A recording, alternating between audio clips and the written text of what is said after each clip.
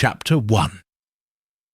The village of St. Mary Mead was basking in the glow of a golden late summer afternoon. The gardens were in full bloom, neatly trimmed hedges stood in perfect symmetry, and the air carried the faintest scent of honeysuckle. The church bell had just chimed 3 o'clock when Mrs. Sylvia Arkwright, a long-time resident of the village, stepped onto the neatly paved road leading to the post office. She held a small brown envelope in one gloved hand and a folded piece of paper in the other. Mrs. Arkwright was a woman of precision. She prided herself on keeping to a strict schedule. Every afternoon, after finishing her tea, she would take a leisurely walk to the post office, where she would either send or collect letters. Today's errand was no different, except for the slight tension in her manner, the way her fingers gripped the paper a little too tightly, the occasional glance over her shoulder as if expecting someone to follow. She entered the post office, greeted by the familiar scent of old paper and ink. Miss Iris Lonsdale, the postmistress, looked up from behind the wooden counter. She was a woman in her late 30s with a sharp, no-nonsense manner. "Good afternoon, Mrs. Arkwright," she said briskly. "Something to send today?" "Yes," Sylvia replied, forcing a smile as she unfolded the paper. "A telegram." Miss Lonsdale took the slip and adjusted her spectacles. As she read, a slight crease formed between her brows. "This is rather urgent, isn't it?" she observed. Sylvia hesitated. Yes, it must go out immediately. Miss Lonsdale nodded and reached for her pen. "To whom shall I send it?" But before Sylvia could answer, the door of the post office burst open with a loud creak. Both women turned sharply to see Major Geoffrey Endicott, a retired military officer with a brash, commanding presence, stride in. He was a fixture of the village, always seen walking his Labrador along the common or holding court at the pub, recounting his war stories to anyone who would listen. "Ah, Mrs. Arkwright," he boomed. "Good afternoon, good afternoon. I do hope I'm not interrupting." Sylvia stiffened almost imperceptibly. "Not at all, Major," she said coolly, folding the telegram slip back into her handbag in one smooth motion. "I was just about to leave." Miss Lonsdale looked between them. Sensing an unspoken tension, Sylvia gave her a small nod, as if to say the telegram could wait, and with that she turned and walked out, her steps brisker than before. Major Endicott, oblivious to, or perhaps entirely aware of, the moment he had just interrupted, leaned over the counter. "You wouldn't happen to have a copy of the Times left, would you?" he asked.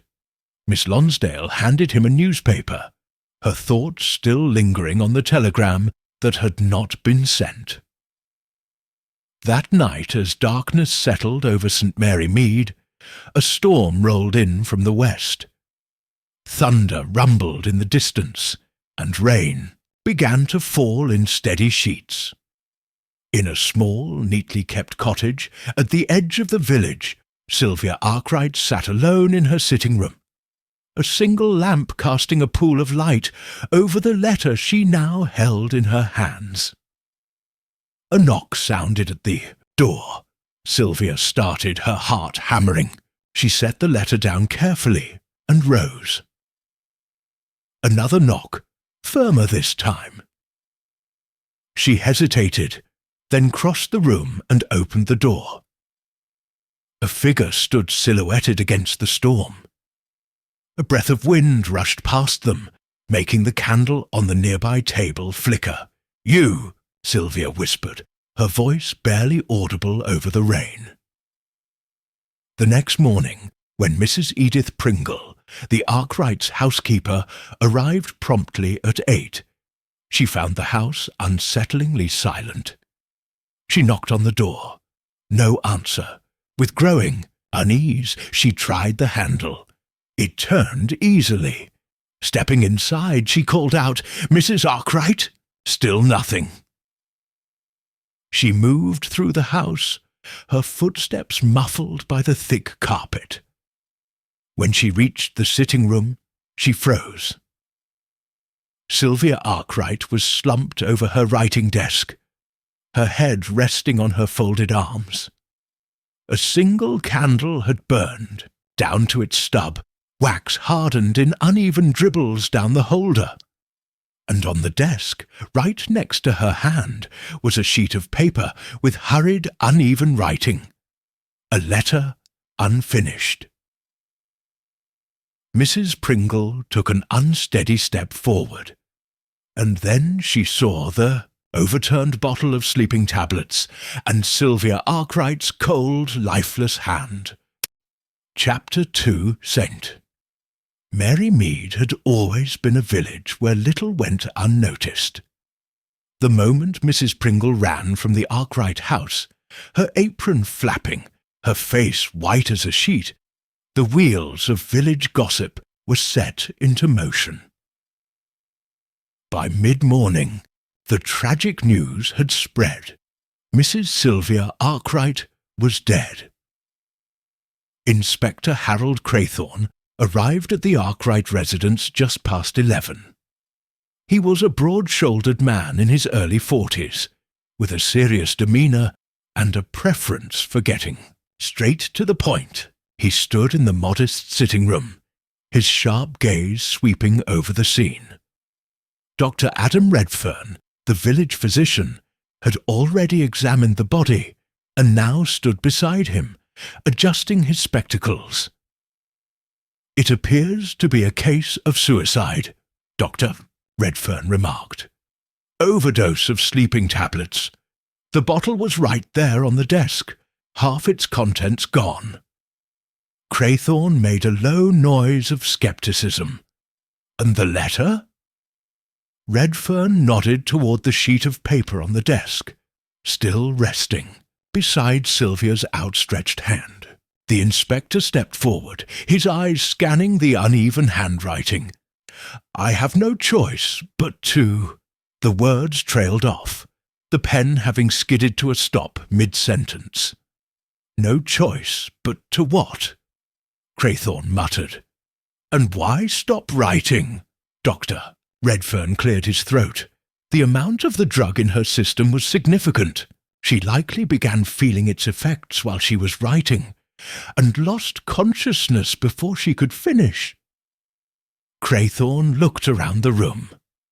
Everything was in perfect order, except for one thing. The window on the far side of the room was slightly ajar, rainwater from last night's storm forming a small puddle on the sill. He frowned. Did Mrs. Arkwright often leave her windows open at night? Mrs. Pringle, standing near the door, clasped her hands together. "No, sir. She was always particular about closing them before bed." Craythorne exchanged a glance with Redfern. A small detail, but a curious one. He turned his attention back to Mrs. Pringle.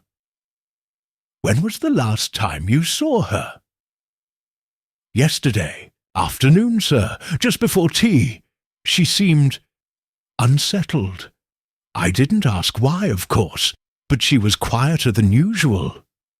Craythorne tapped a finger against the letter. "Did she seem distressed? The sort of distress that might lead to this?" Pringle hesitated, her wrinkled face lined with uncertainty. I don't know. She was worried about something, I think, but suicide?" She shook her head. "It doesn't seem like her, sir." The inspector nodded thoughtfully, then turned to Constable James Hargreaves, who had been taking notes, in the background. "We'll need to speak to those who saw her last." Hargreaves nodded. "She went to the post office yesterday afternoon, sir. According to Miss Lonsdale, She wanted to send a telegram, but she never did. Craythorne's brow furrowed. Never sent it? No, sir. The moment Major Endicott walked in, she put it away and left. Craythorne frowned. We'll need to see that telegram. Hargreaves hesitated. It wasn't left behind, sir. Craythorne swore under his breath. He had worked enough cases to know that people rarely took their own lives without leaving a clear explanation. This letter, unfinished, vague, didn't sit right with him, and neither did the missing telegram. Across the village, in a quaint house covered in climbing roses, Miss Jane Marple sat with her knitting, the morning light streaming in through lace curtains. She had heard the news, of course. The whole village had. Her dear friend, Mrs. Dolly Bantry, had been the first to call on her that morning. It's all anyone can talk about, Jane. Poor Sylvia Arkwright. And such a shock. I saw her just yesterday, looking perfectly well. Miss Marple nodded. So they say it was suicide? Mrs. Bantry leaned forward, her blue eyes alight with curiosity. Dr. Redfern believes so, but I can't help thinking it's all very odd. Odd in what way, dear? Well, Mrs. Bantry began. For one thing, why would she be sending a telegram if she planned to end her life that very night? Miss Marple's fingers stilled over her knitting. Indeed, she murmured. Mrs. Bantry continued. And why leave an unfinished letter? If she had something to say, surely she would have made sure to say it properly. Miss Marple nodded, her expression thoughtful. And did anyone see her in the evening? Oh, yes. A few people heard a visitor at her house. No one saw who. It was but the vicar's wife, who was passing by on her way home, swears she saw a shadow at Sylvia's door just after dark. Miss Marple's eyes brightened slightly. Now, that is interesting. She set her knitting aside. Dolly, my dear, I think it would be most useful to pay a visit to poor Sylvia's house. Later that afternoon, Miss Marple arrived at Sylvia Arkwright's cottage. She was greeted by Mrs. Pringle, who, having known Miss Marple for years, was more than happy to let her inside. The sitting-room was just as it had been described. The letter still sat on the desk, the ink slightly smudged from where it had bled into the paper. Miss Marple's sharp blue eyes took in every detail, the neatness of the room. The candle burned almost to its base, the open window. She approached the desk and lightly ran a finger over the letter. She wrote this shortly before her death, you say? Mrs. Pringle nodded. That's what Dr. Redfern said. Miss Marple peered closer. And yet, how very strange. Mrs. Pringle frowned. What is, Miss Marple? The elderly lady pointed to the inkwell. The ink is almost dry, isn't it? Well, yes, Mrs. Pringle said slowly. Miss Marple tilted her head. Then why is the blotting paper missing? Mrs. Pringle's mouth opened, but no words came. Miss Marple turned her attention to the window. She moved closer, examining the rain-splattered sill. And this was open when you arrived. Mrs. Pringle nodded. Miss Marple's gaze swept downward, landing on the floor beneath the window. She bent down and, with surprising agility, picked up a small, nearly unnoticeable object. A tiny splinter of glass. Miss Marple studied it for a moment before slipping it into her handkerchief. Mrs. Pringle, my dear, I do believe Sylvia Arkwright did not take her own life. Mrs. Pringle gasped. But then, how did she die? Miss Marple turned, her expression unreadable. I suspect, my dear, that someone made quite sure she wouldn't send that telegram. Chapter 3. Inspector Harold Craythorne was not a man who liked complications.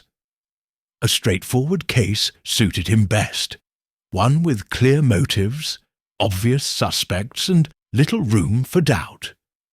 But as he sat at his desk in the small police station, reviewing his notes on Sylvia Arkwright's death, unease crept into his mind. The circumstances on the surface pointed to suicide, a widow living alone, perhaps overwhelmed by some private despair. But then there was the unfinished letter, the unsent telegram, the open window, and most troubling of all, the quiet certainty in Miss Jane Marple's voice when she had declared, "And I do believe Sylvia Arkwright did not take her own life."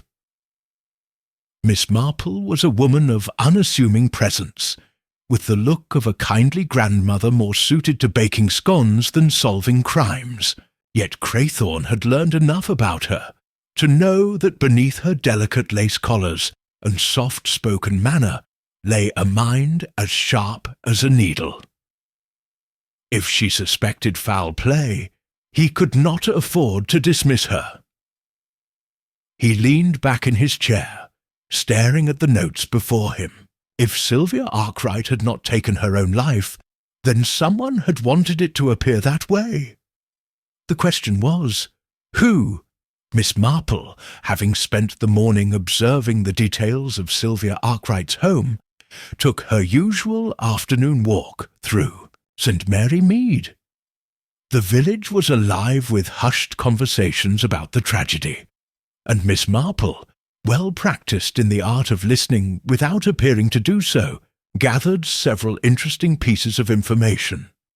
Mrs. Leslie, the baker's wife, had seen Sylvia the previous afternoon, standing outside the post office with a troubled expression. Miss Hartnell, the retired schoolmistress, remarked that Sylvia had recently received a visitor, a man, but no one seemed to know who he was, and Major Geoffrey Endicott, a well-known figure in the village, had been seen entering the post office at the very moment Sylvia decided against sending her telegram. It was this last detail that Miss Marple found most intriguing. She had known Major Endicott for years. A retired military man, he was prone to fits of temper and held rigid views on duty and propriety. He had once been quite friendly with Sylvia Arkwright, but something had caused a rift between them in recent months. Deciding that a friendly call was in order, Miss Marple made her way to the Major's house. Major Endicott's residence was a tidy affair, with an immaculately trimmed lawn and a Union Jack flying proudly from a flagpole. He himself answered the door, his posture as straight as ever, though his face showed signs of age and weariness. "Ah, Miss Marple," he said gruffly. Come in, come in. Bit of a shock about Sylvia. What?" Miss Marple followed him into the sitting-room, where a brandy decanter stood half empty on the sideboard. "Yes, indeed," she said, settling into a chair. "Such a terrible thing, and unexpected." The Major harumphed. Didn't think she had it in her, to be frank. Always seemed a sensible woman. Miss Marple regarded him with mild interest.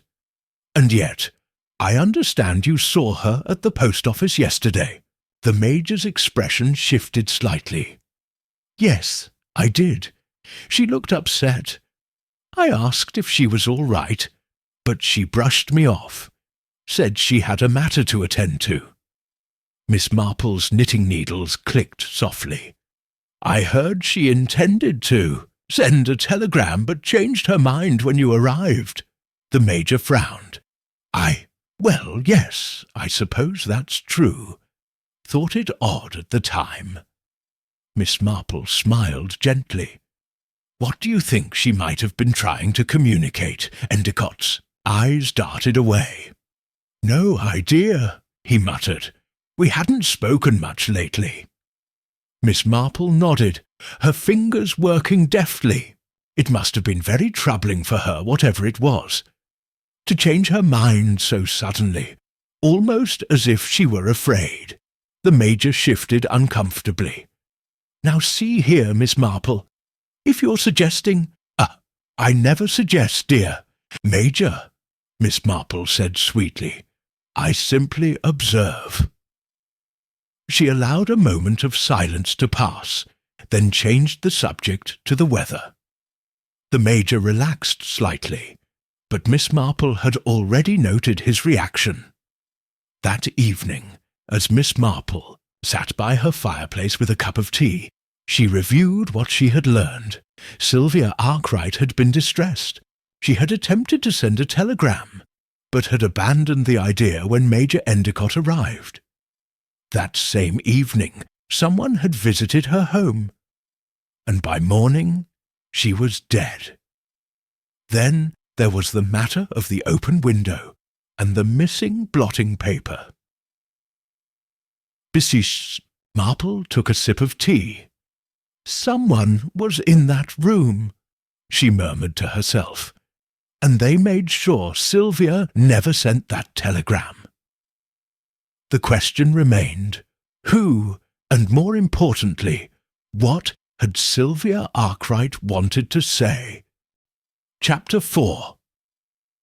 The morning mist lingered over St. Mary Mead, casting a grey pallor over the cottages and winding lanes.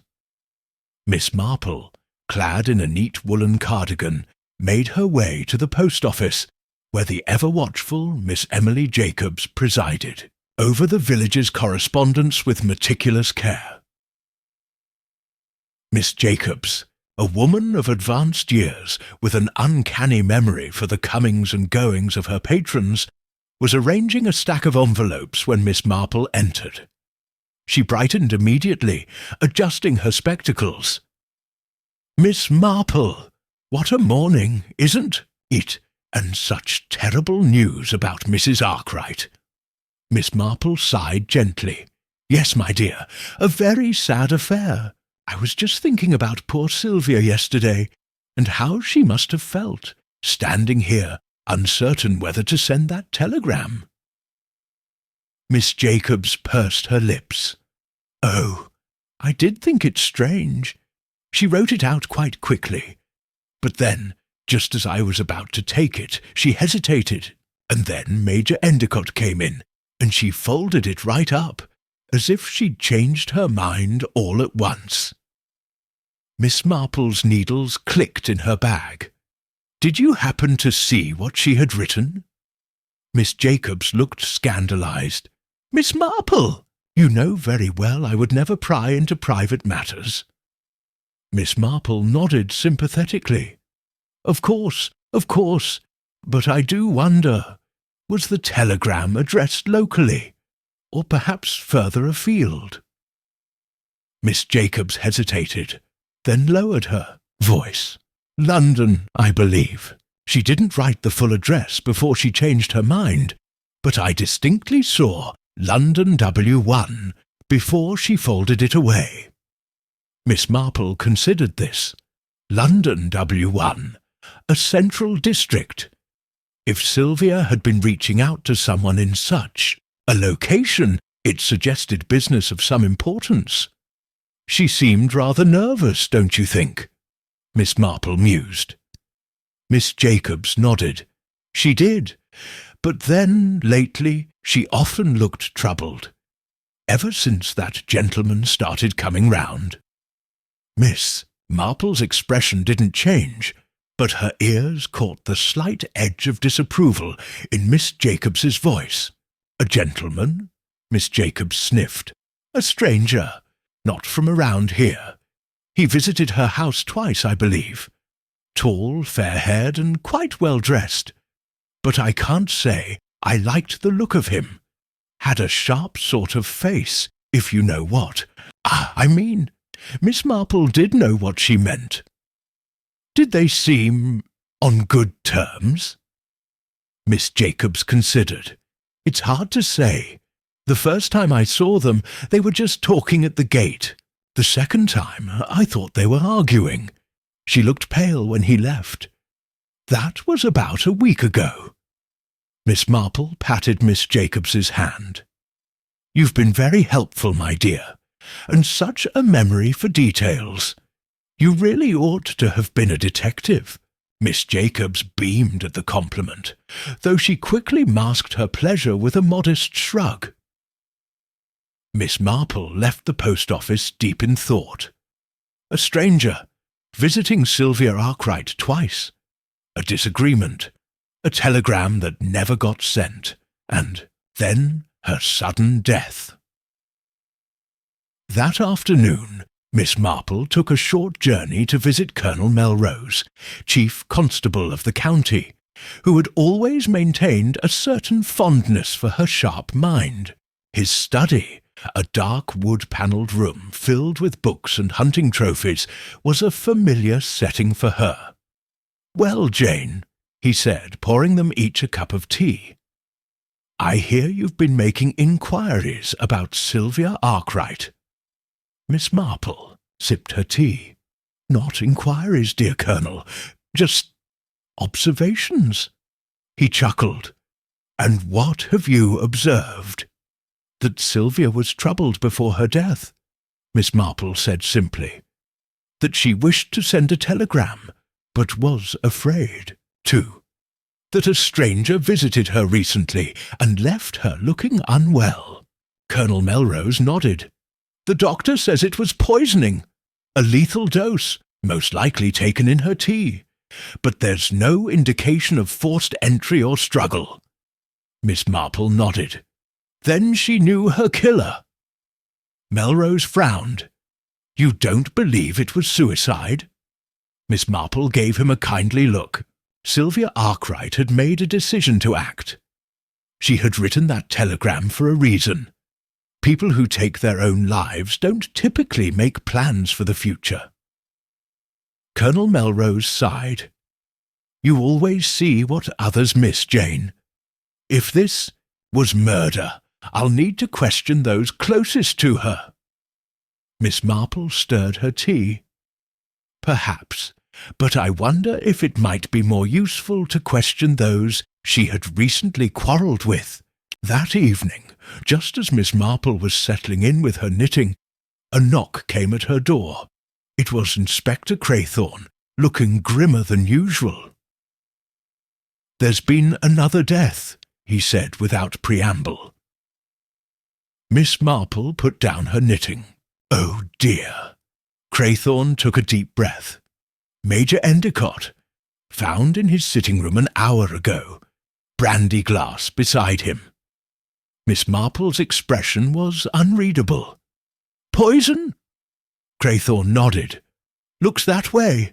Whatever's happening in this village, Miss Marple, it's not over yet." Miss Marple, for once, said nothing, but in her mind the pieces of the puzzle were beginning to shift into place. Chapter 5. The news of Major Endicott's death sent shockwaves through St. Mary Mead. That a second death could follow so soon after Sylvia Arkwright's was more than the villagers could bear. The usual gossip and speculation had given way to real fear. Was there a madman among them, or was something far more sinister at play? Miss Marple sat in her cosy sitting room, her knitting needles resting idly in her lap.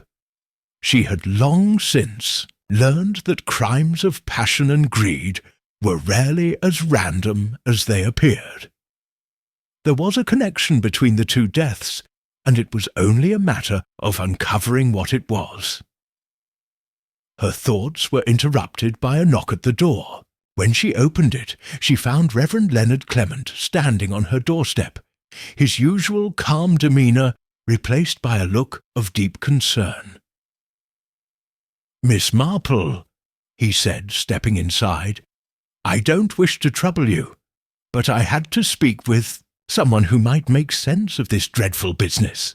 She gestured for him to sit. "I quite understand, Reverend. A terrible thing indeed. What is it that troubles you?" He hesitated, then leaned forward. "It's something Major Endicott said to me not 2 days ago. At the time, I thought little of it, but now—" Miss Marple gave him an encouraging nod. "He was in church on Sunday," Reverend Clement continued. "After the service, he lingered, as if he wished to speak to me. And then, quite suddenly, he said, 'Reverend, do you think it is ever too late to right a wrong?'" Miss Marple's eyes sharpened. "And what did you say?"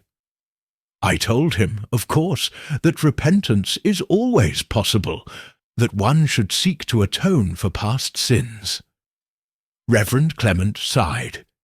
"He seemed troubled, deeply troubled. I asked him if he wished to confess something, but he shook his head and walked away. And now he's dead." Miss Marple pressed her hands together. "Did he say anything else?" Reverend Clement shook his head. "Only that. But it struck me as an odd thing for him to ask. Major Endicott was not a particularly pious man, but he seemed burdened." Miss Marple thought for a moment.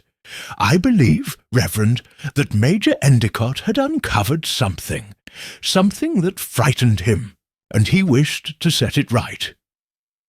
"But what could that have been?" Reverend Clement asked. "That," Miss Marple said softly, "is what we must find out." The next morning, Miss Marple took a quiet stroll to Major Endicott's cottage. It was a modest home, set back from the road, with neatly trimmed hedges and an air of military orderliness.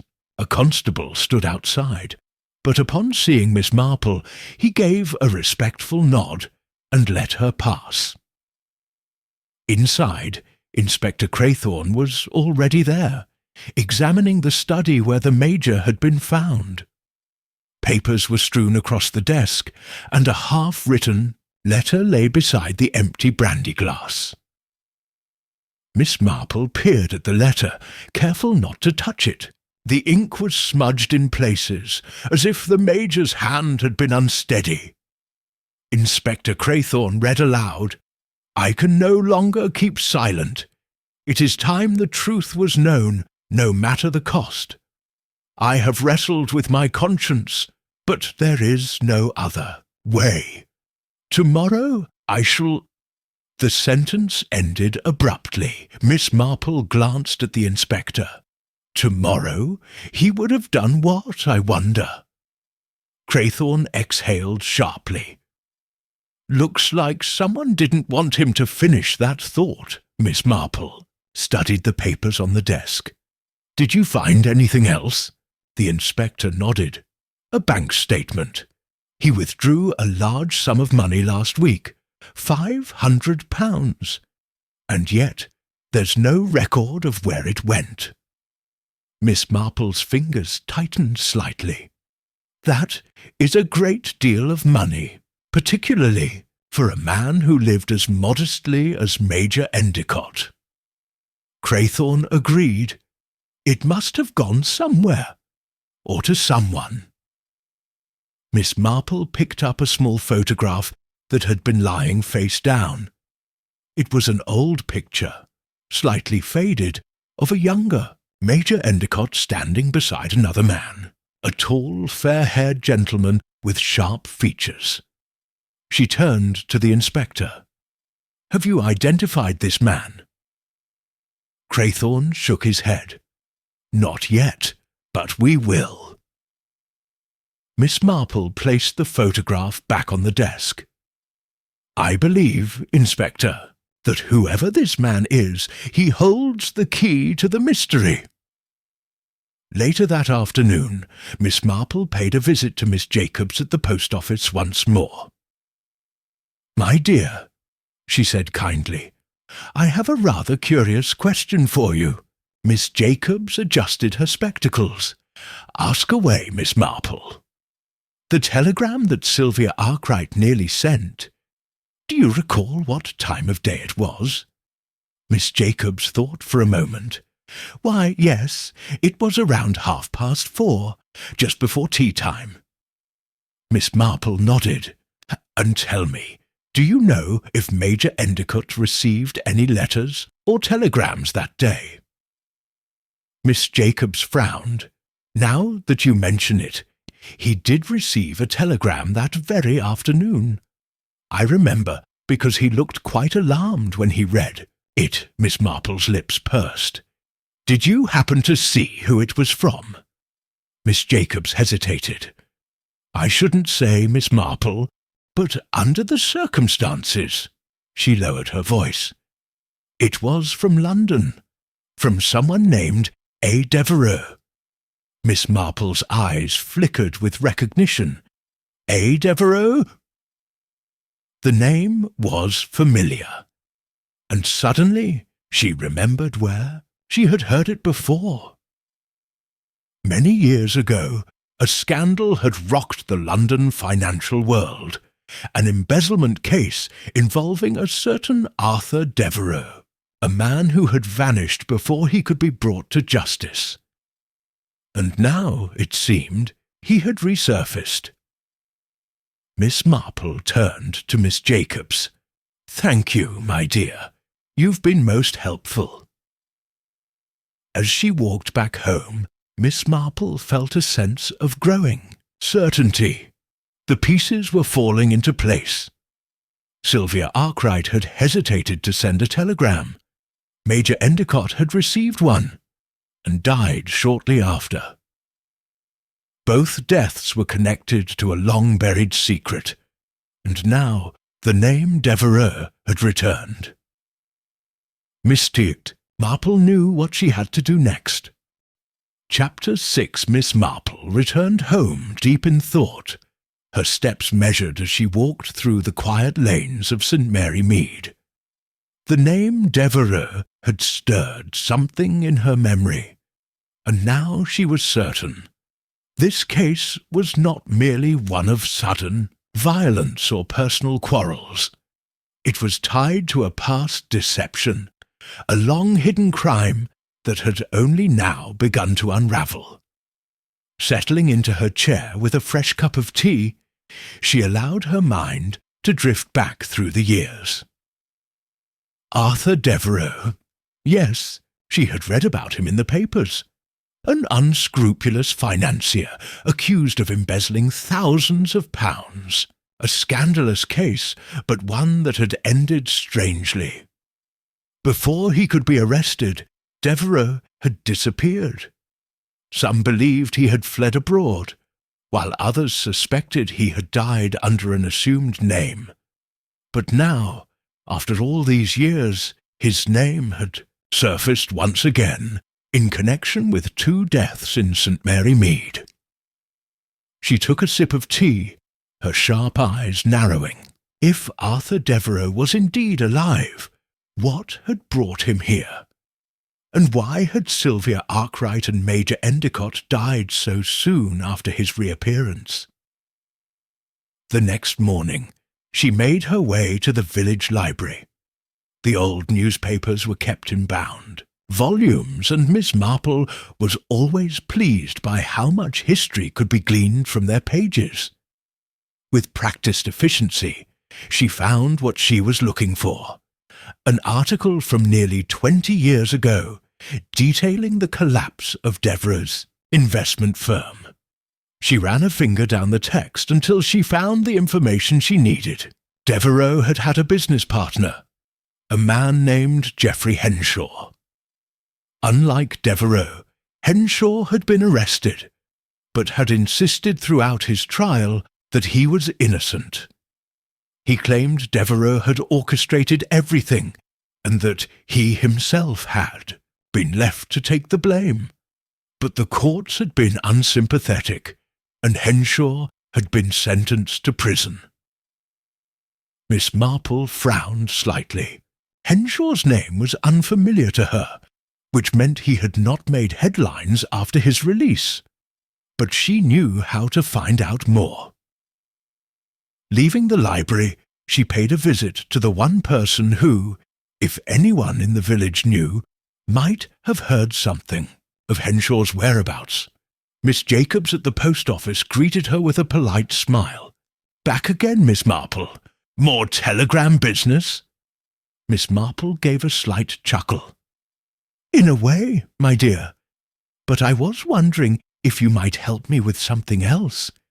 Have you ever heard the name Geoffrey Henshaw?" Miss Jacobs frowned, tapping her fingers on the counter. "Henshaw. That does ring a bell. Let me think." She pursed her lips for a moment, then her eyes brightened. "Oh, now I remember. There was a man, moved to the area about 5 or 6 years ago, kept to himself mostly. He went by the name Mr. Henry Shaw." Miss Marple smiled gently. "An interesting choice of name. Henshaw. Henry Shaw. A little too close to be a coincidence, wouldn't you say?" Miss Jacobs gasped. "Do you mean— Oh, my goodness! You think he's the same man?" "I strongly suspect it," Miss Marple replied. "And tell me, Miss Jacobs, does Mr. Shaw still live in the village?" Miss Jacobs shook her head.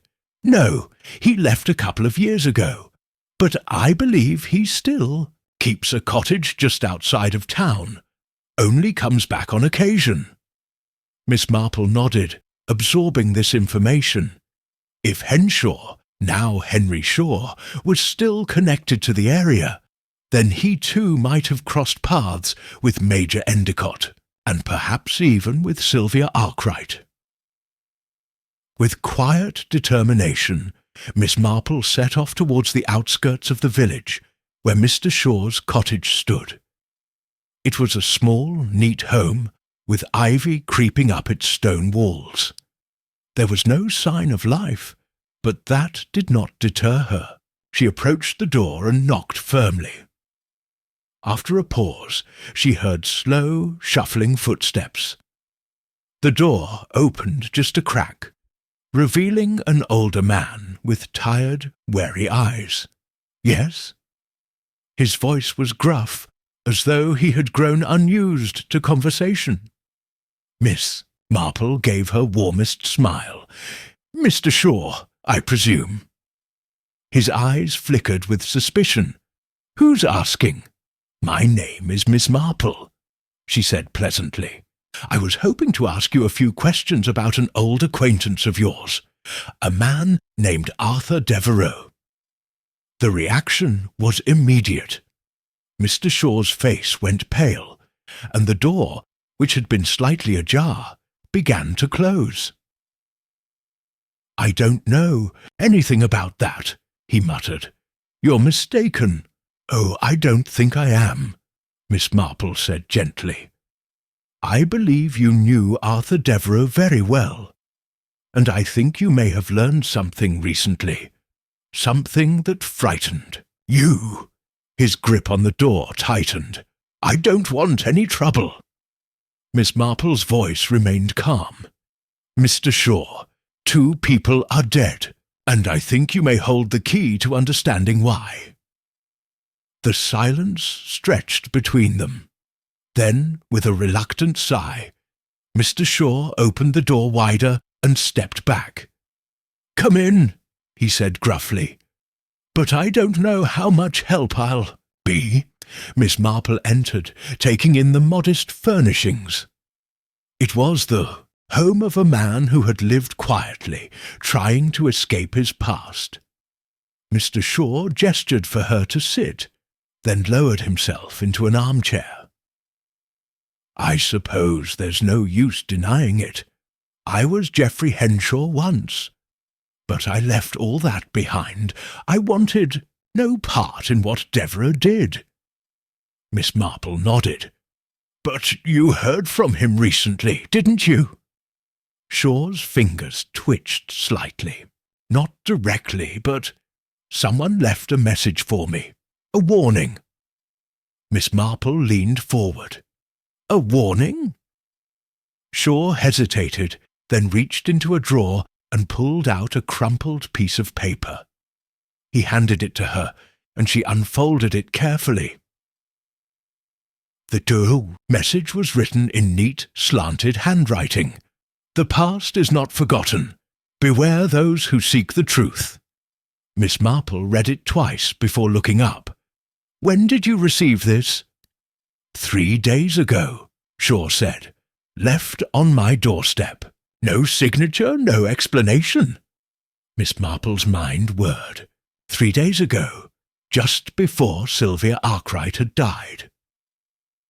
A pattern was beginning to form, and she had a strong suspicion about what it meant. But she needed more information before she could be certain. She rose from her chair. "Mr. Shaw, I must thank you. You've been most helpful." He gave a bitter chuckle. "I don't know how. All I've done is bring old ghosts back to life." Miss Marple's expression was thoughtful. "Ghosts can be quite persistent, Mr. Shaw, and sometimes they demand justice." As she stepped outside, she glanced once more at the note in her hand. The past is not forgotten. Indeed, it never was. And now Miss Marple was closer than ever to uncovering the truth. Chapter 7. Miss Marple walked back to the village with measured steps, her mind carefully piecing together the puzzle. The past was never truly buried, and now it was clear that old crimes had come back to haunt those involved. Geoffrey Henshaw, now calling himself Henry Shaw, had received a warning just days before Sylvia Arkwright's murder. Was it a coincidence? Miss Marple did not believe in coincidences.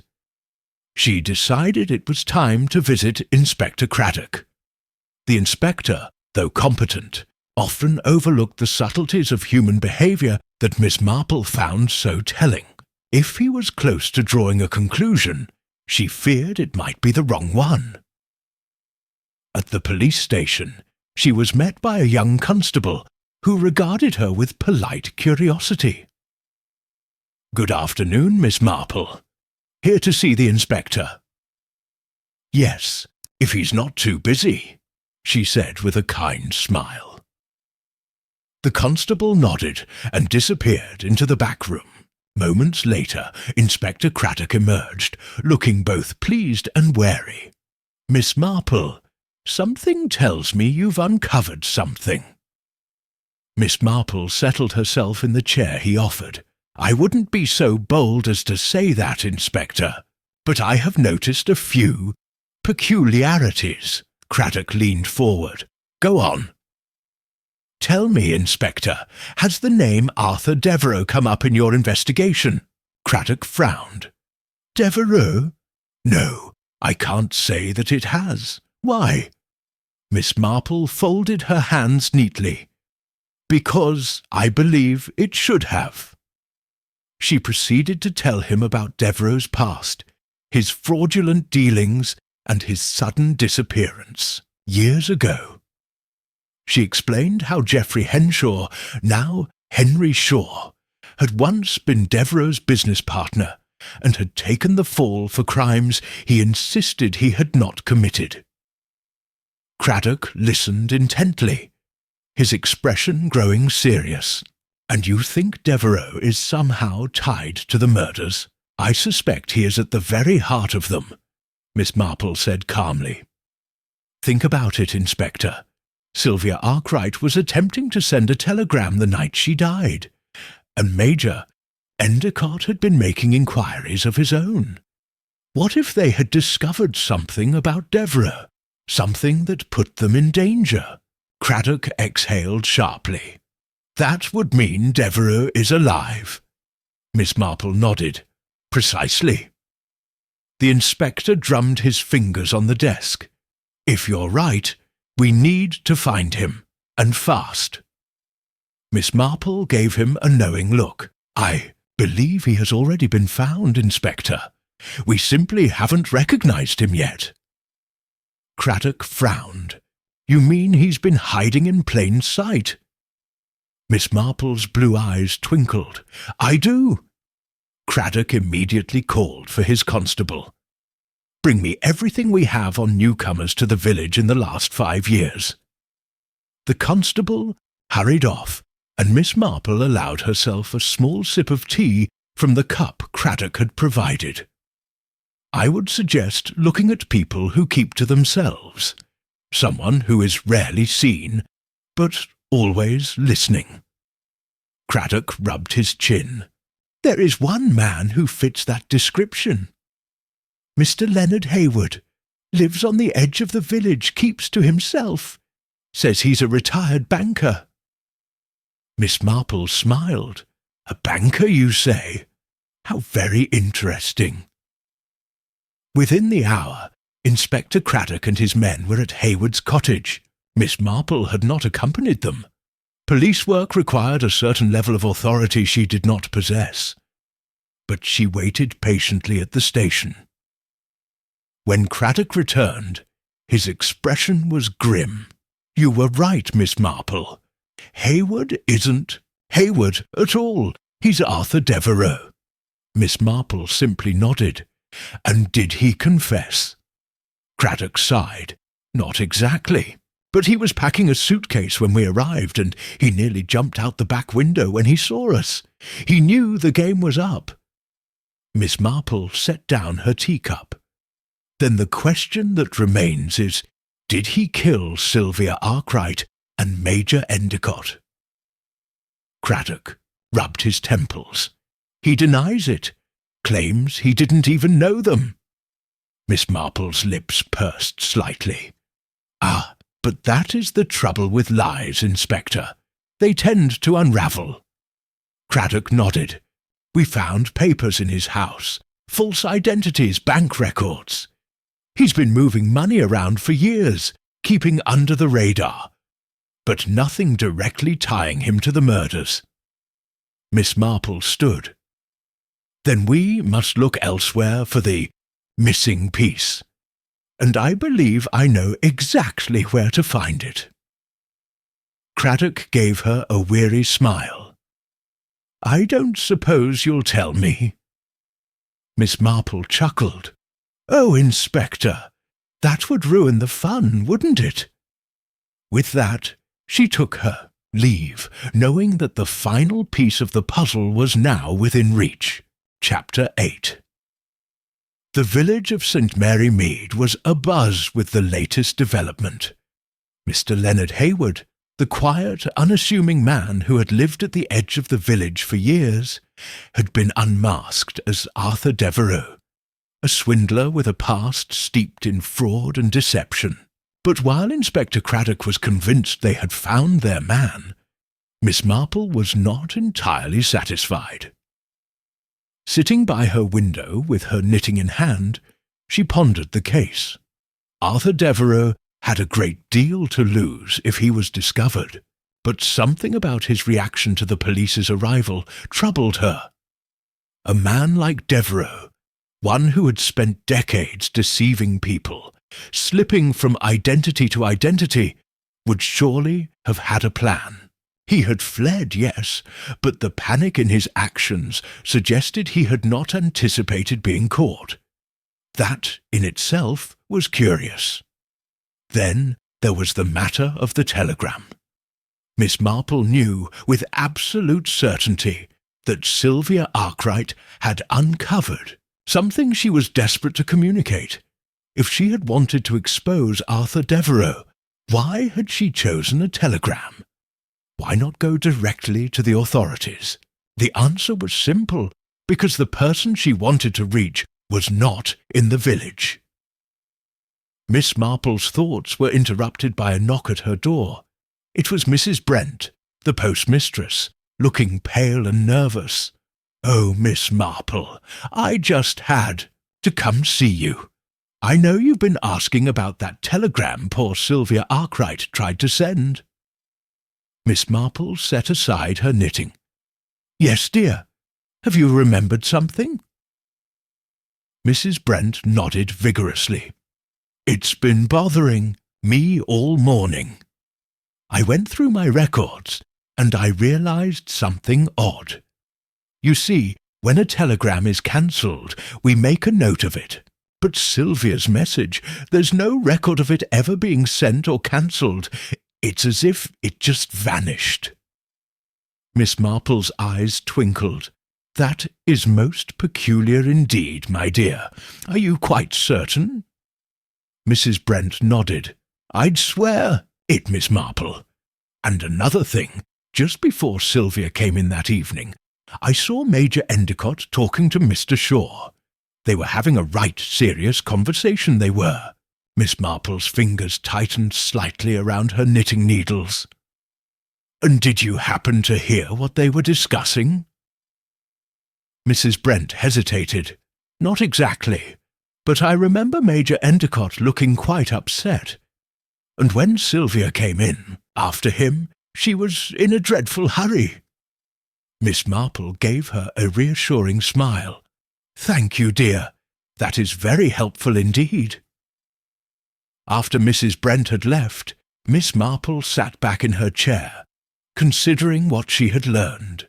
The missing telegram, Major Endicott's urgency, and now the knowledge that he had spoken with Henry Shaw just before Sylvia's ill-fated attempt to send a message.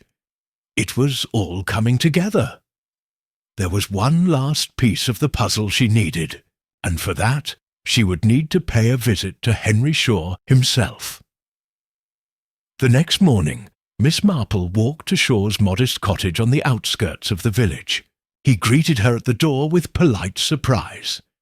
"Miss Marple, what a pleasure! Do come in." She stepped inside, taking in the simple but well-kept home.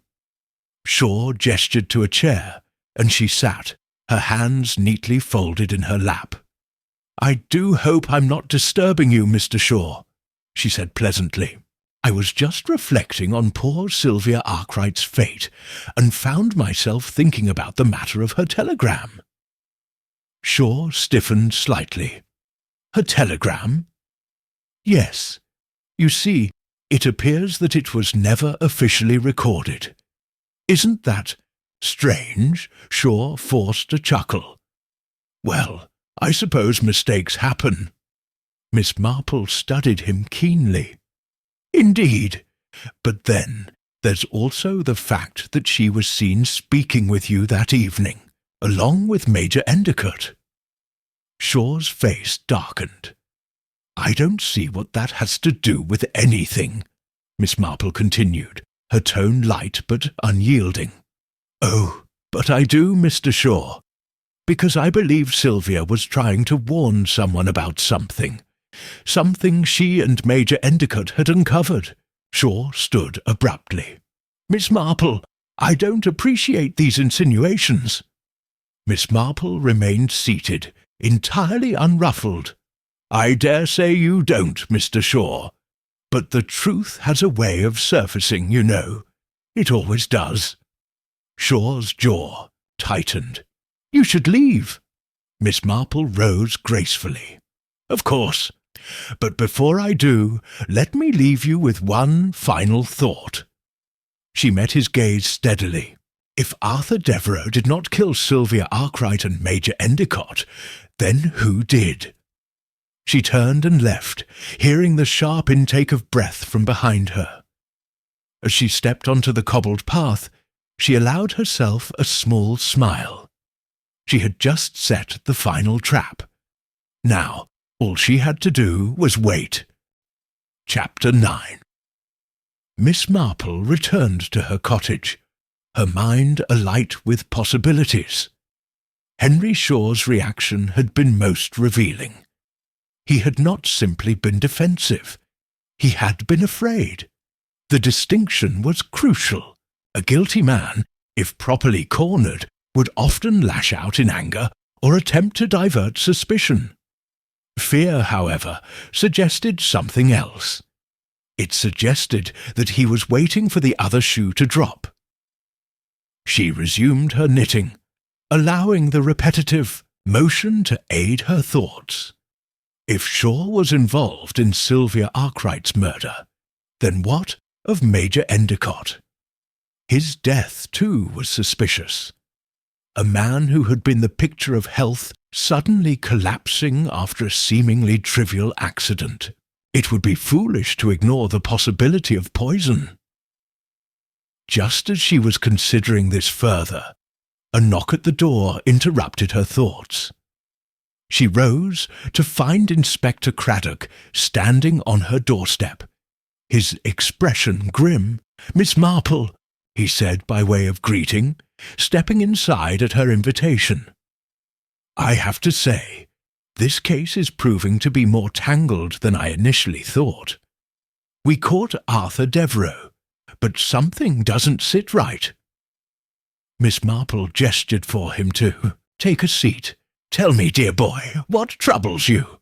Craddock sighed, running a hand through his hair. "It's the way things fell into place. Too easy. Devereux fled, yes, but he's a fraud, not a murderer. I've spoken to him, and unless he's the best actor I've ever met, I don't believe. He killed Sylvia Arkwright." Miss Marple nodded, pleased that the inspector's instincts had led him in the right direction. "I quite agree." Craddock shot her a look. "I should have known you'd already reached that conclusion. So, if not Devereux, then who?" Miss Marple set her knitting aside. "Sylvia was trying to send a telegram. That is the key to everything." Craddock frowned. "I know, but we still don't know what she was trying to say." Miss Marple smiled gently. "Not yet, but I have a feeling we will soon." Later that afternoon, Miss Marple took a walk through the village, making her way to the vicarage. The Reverend Leonard Clement was in his study, poring over his sermon notes when she arrived. "Miss Marple!" he exclaimed warmly.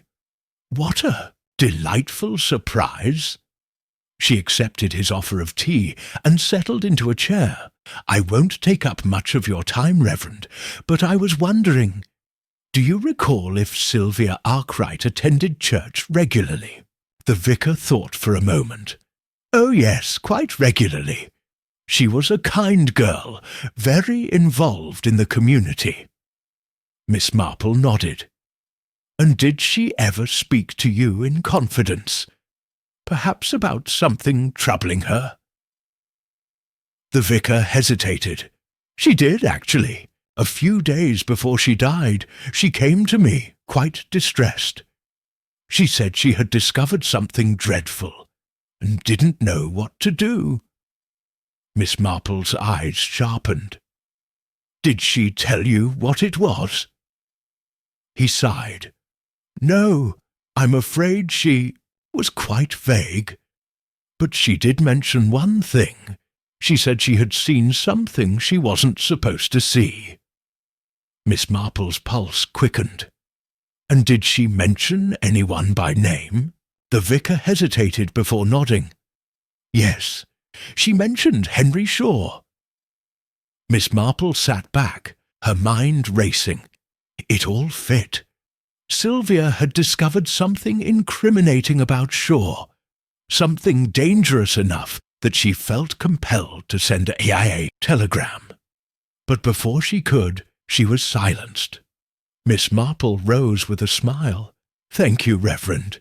You've been most helpful." As she walked back to her cottage, the pieces began falling into place. Shaw had panicked when she mentioned the telegram. His fear, his defensiveness, it all pointed to one conclusion. But there was still one last detail to confirm. And for that, she would need to pay another visit to Inspector Craddock. Chapter 10. Inspector Craddock paced the length of his office, his brow furrowed in thought. Across from him, Miss Marple sat primly, her hands resting on her lap, the picture of quiet patience. Outside, the village of St. Mary Mead continued its daily rhythms, unaware that the final piece of a murder puzzle was about to fall into place. "So," Craddock said at last, stopping in front of her, You believe Henry Shaw is our man?" Miss Marple nodded. "Oh, quite certainly. You see, Inspector, Sylvia Arkwright was not the sort of young woman to involve herself in criminal affairs, but she was observant. And she knew something important enough that she felt she had to send a telegram." Craddock sat down heavily. "But what did she see? We still don't know what was in that telegram." Miss Marple smiled. "But we do, dear boy. We have all the information we need. We simply have to put it together." She folded her hands in her lap, her voice gentle yet unwavering. Sylvia had taken a part-time job assisting at the post office, had she not? Craddock nodded. "That's right. And she worked late on the night she died." Another nod. Miss Marple leaned forward slightly. "Now, let us consider what that means.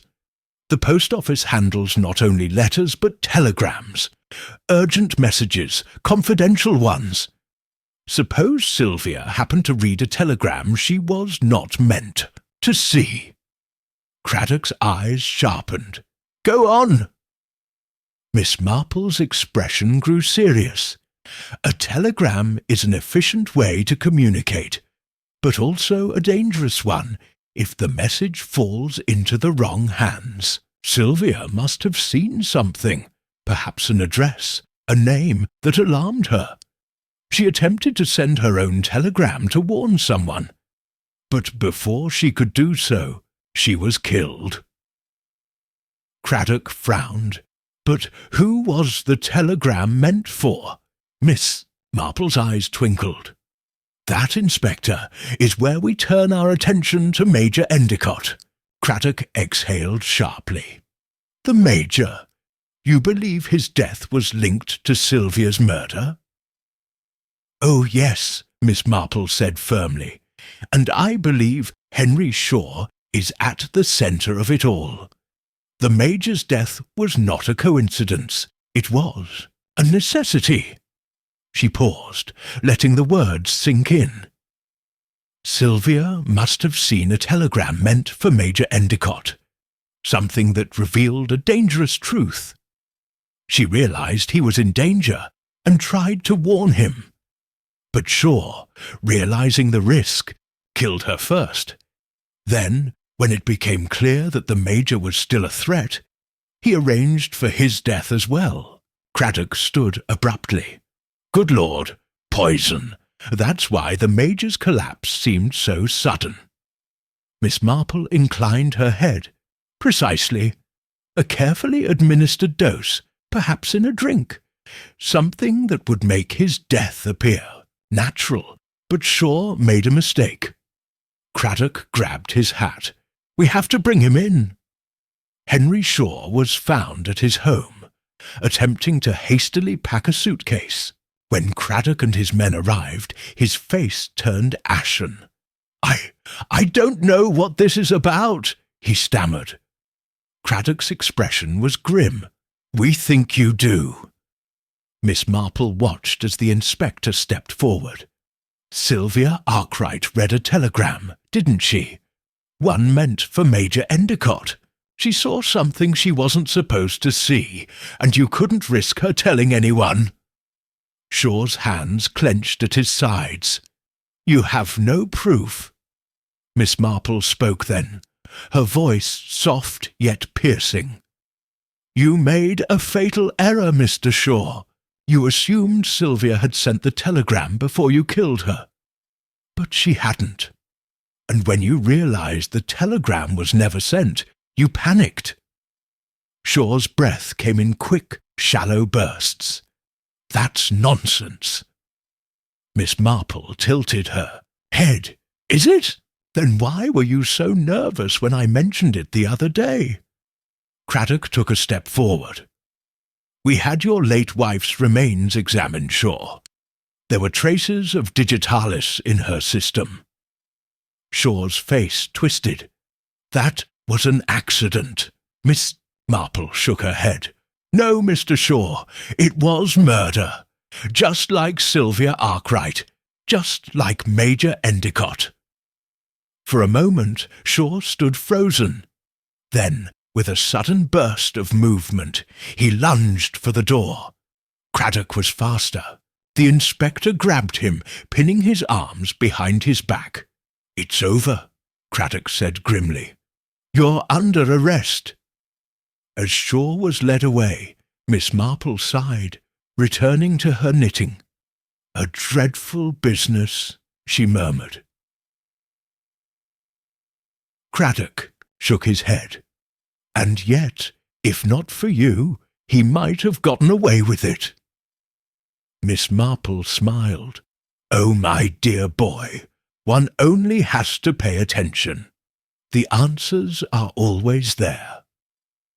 And with that, she returned to her quiet life in St. Mary. Mead, the puzzle of the unsent telegram finally solved,